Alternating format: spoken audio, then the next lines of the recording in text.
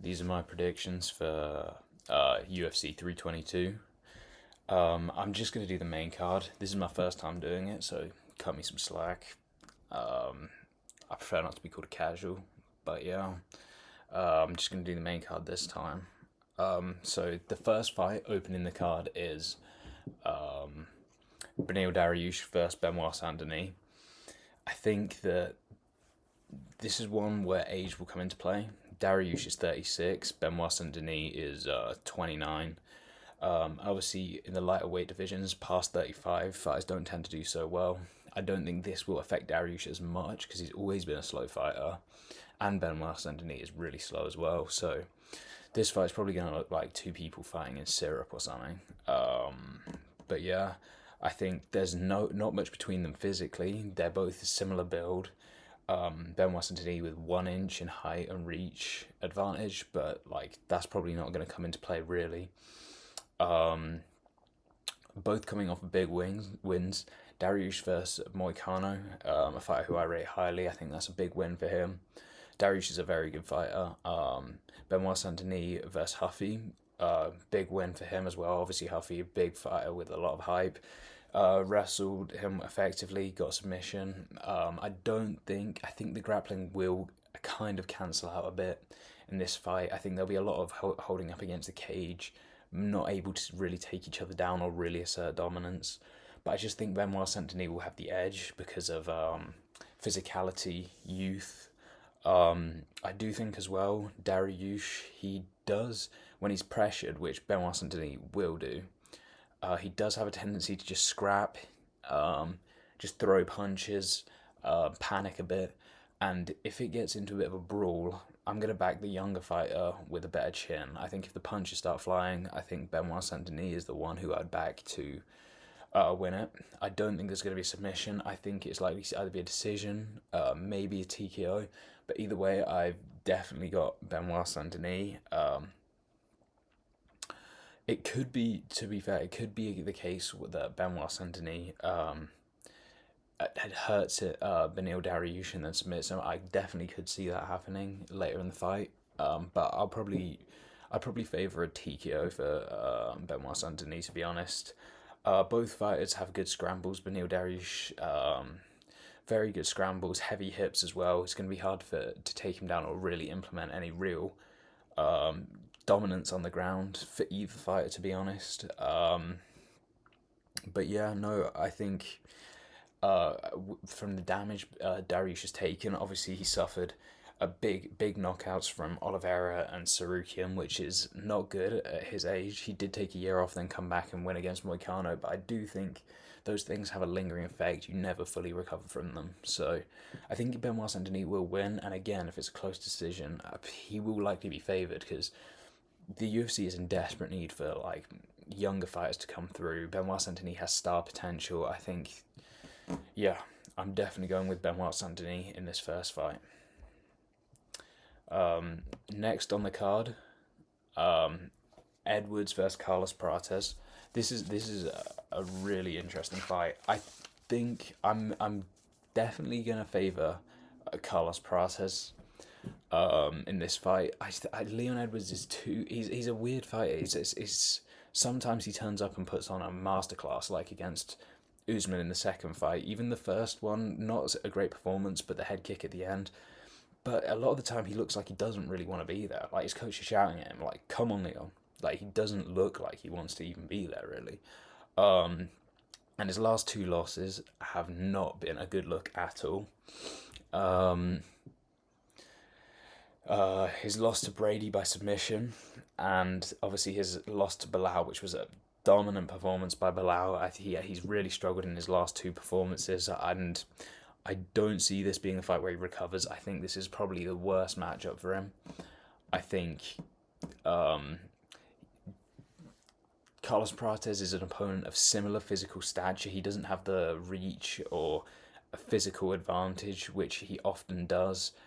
I think I can't trust him. Like to pick when you pick a fighter, you want them to be a consistent fighter, put in the same sort of performances. But sometimes he turns up and doesn't really look himself.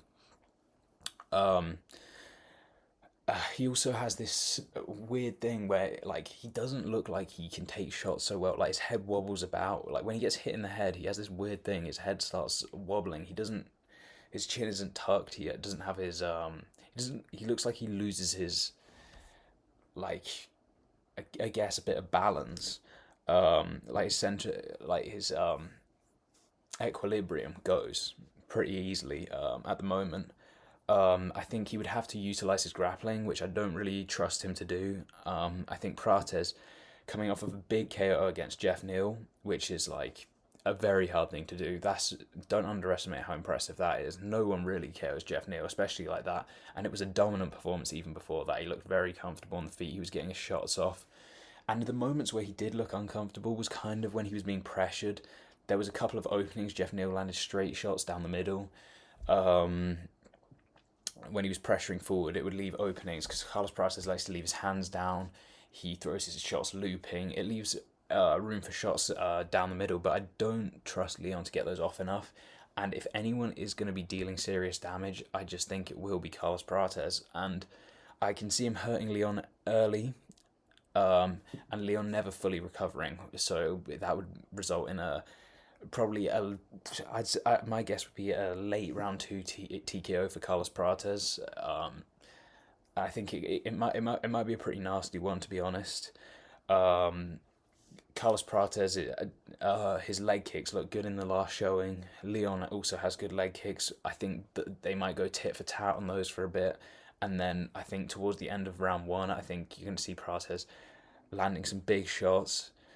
And Leon's going to start to look real uncomfortable. I can see him getting wobbled, and from there, I don't think it's a good look. I think Carlos Prates, really, you don't want to be hurt against him. And another big factor is Carlos Prates' his worst performance,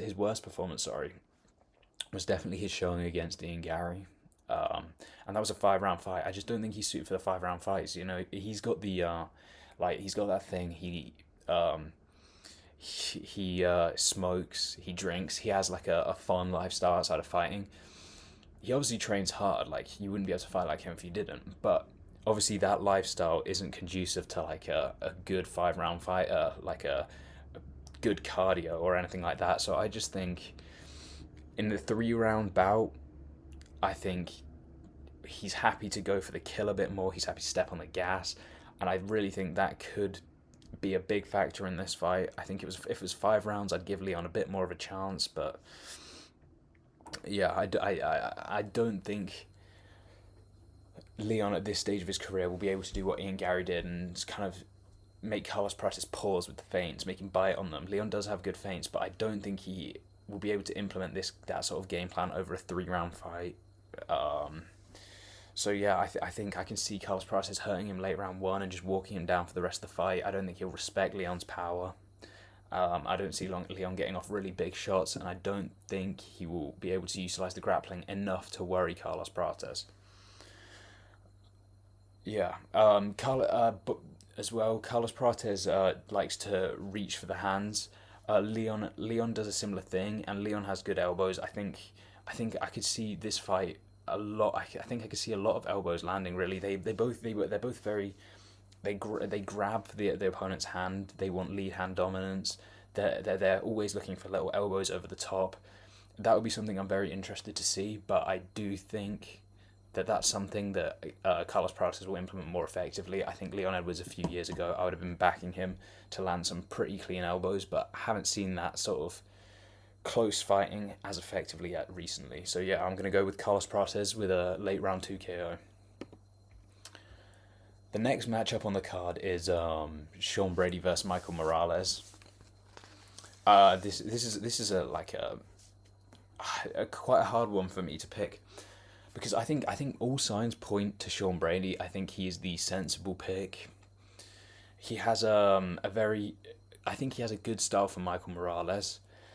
He kind of pressures his opponent towards the cage and holds them up against the cage, and he's built to hold people up against the cage. If you look at his back, he's built it's like he's got a turtle shell on. He's a really, really effective grappler against the fence. I think it's a boring style. I don't really like watching it. I couldn't really care less for his fights, to be honest. But this will be an interesting one because Michael Morales is a bit of a wild card. I think over 70% of his fights have been from KO. His last two bouts have been convincing KOs. His one against Gilbert Burns, you don't know how impressive that is because of the sort of spree that Gilbert Burns is on. But I am actually going to back Michael Morales to get this done against all logic.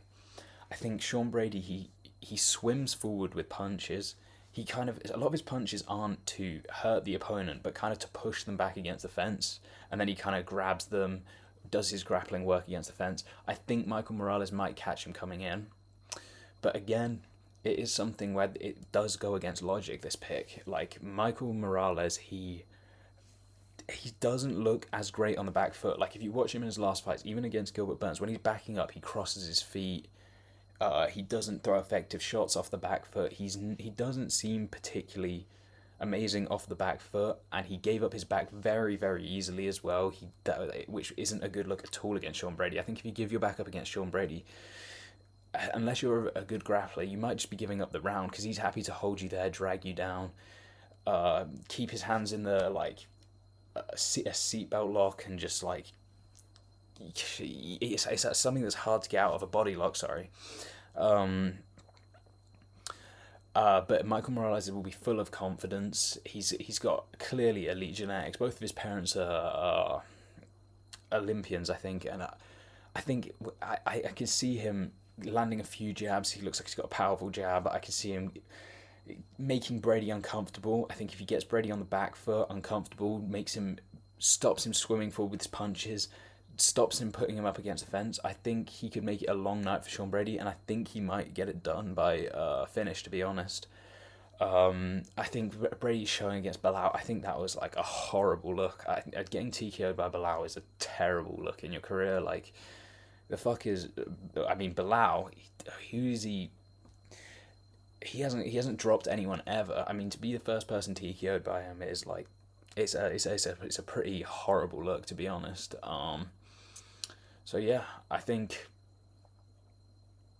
the logical pick is Sean Brady, like I said, but I can't shake the feeling that Michael Morales might get this done. They're both huge for the division. I think there'll be Michael Morales will look like be a taller man, but I think Sean Brady's broad. He's got a massive back. I think he is likely to get it done, but I just think I'm just gonna back Michael Morales for this one. Yeah. And then next up on the card is Zhang Weili versus Valentina Shevchenko. This one is an interesting match. I'm gonna go with Zhang Weili, to be honest. She's probably my favorite WMMA fighter. I think she's an exciting fighter. She's explosive, powerful. She's used to being the shorter fighter here, and she's actually not that much shorter than Shevchenko, despite the fact she's moving up a division. This will probably be one of her smaller height differences in a fight. I haven't been that convinced by Shevchenko as of recent. She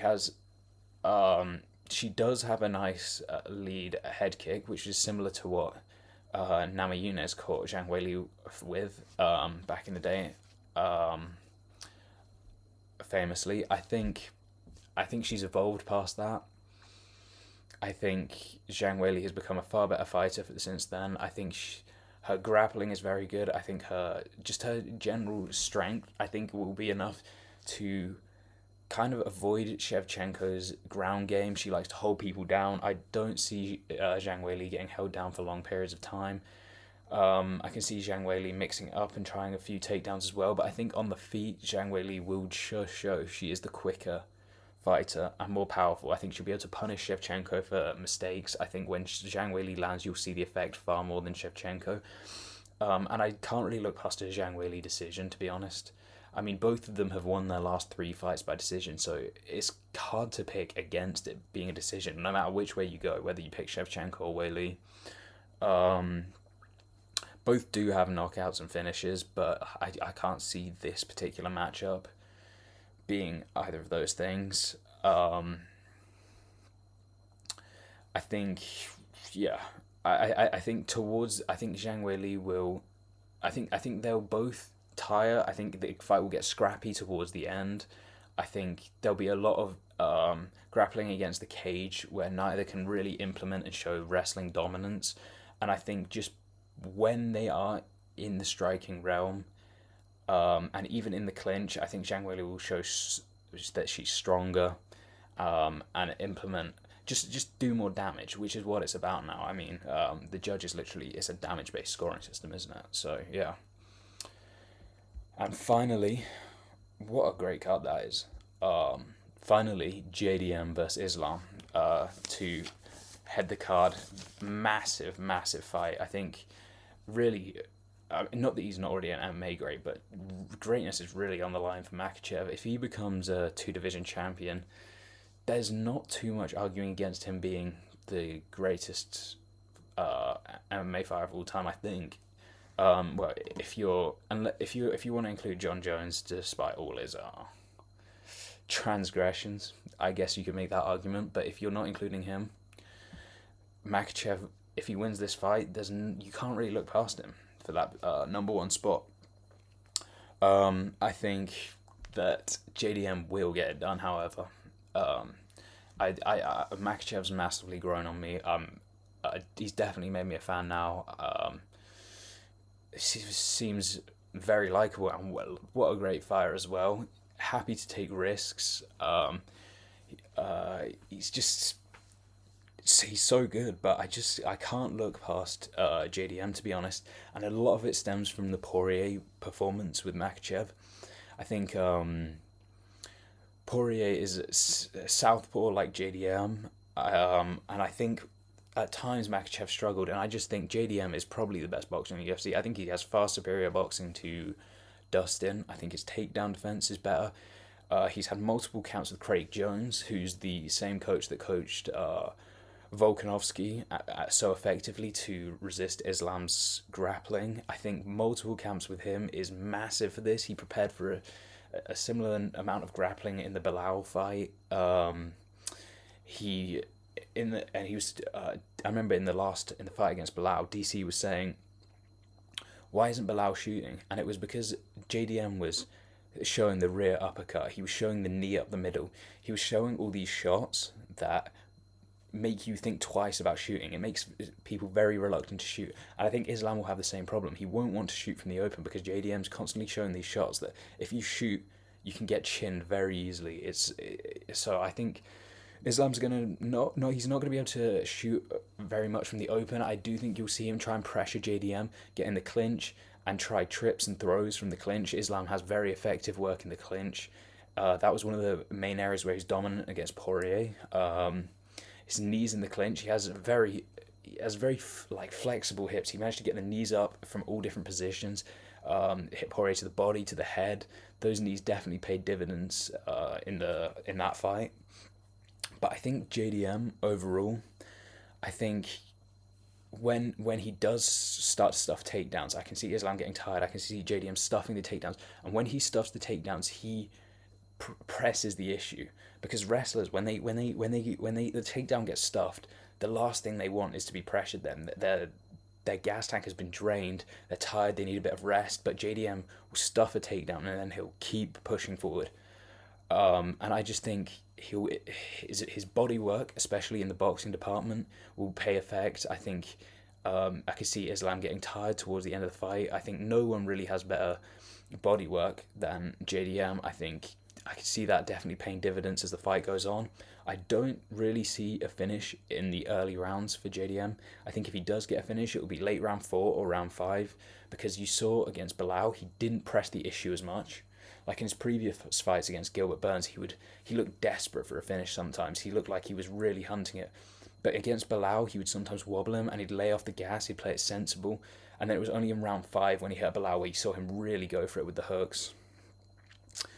I think Islam's chin is there to be found at times, and I do think JDM will find it. I think he'll hurt him multiple times through the fight, but I do see it going to a decision for JDM, maybe a 3-2. I do think there is a danger if Islam does manage to get him down and Islam gets the back. You can't really shift him from the back. Volk had the same problem. No matter how good the grappling was, if Islam got the back, it's like having a backpack that you can't take off. It's a very difficult thing to overcome. But yeah, Poirier's jab was very effective in that fight, which would be something I'm worried about.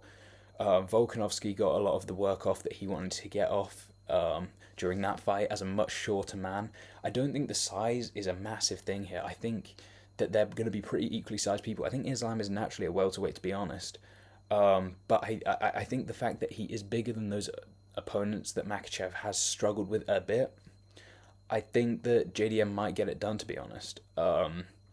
If Islam does want to get it done, I'd be looking for an early finish, to be honest, while they're still dry, because as soon as there's a sweat and things like that, it's much harder to lock in the submissions. I think Islam might go out there, and if he does take him down early in round 1 or round 2, I think I would be a little bit worried for JDM. But otherwise, I think the longer the fight goes on, I think it is going to go in JDM's favour. So yeah, I'd definitely be going for a JDM by decision. I think JDM goes from both stances. He can utilise the southpaw like Poirier did. Islam didn't seem to like the southpaw matchup. Volk has switched stances as well, and that would worry Makhachev a bit. I mean, during the Poirier fight, a lot of his takedowns, especially in the open, came from when Poirier had that habit of grabbing his shorts. Islam would just shoot because he wasn't ready. He had a tick.